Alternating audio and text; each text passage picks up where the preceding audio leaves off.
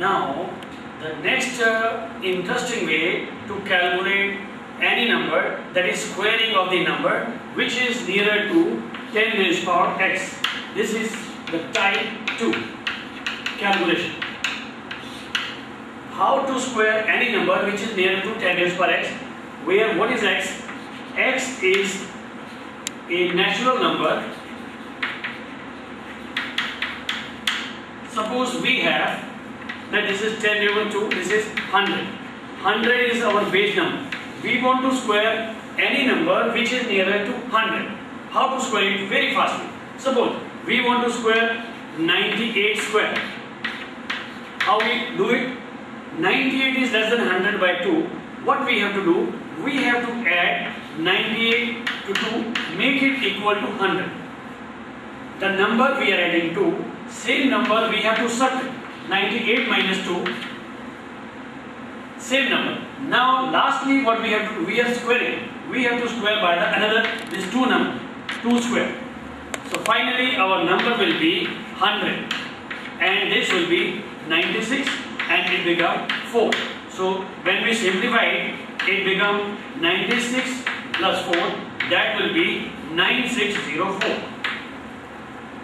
And now suppose we are considering the number which is nearer to 10 raised power 3. So that is, this is 1000. Let it be 1004.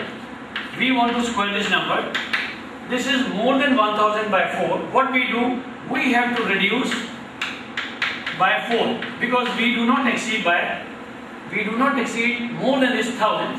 So then second step will be we are adding 4 to it and squaring by the same number.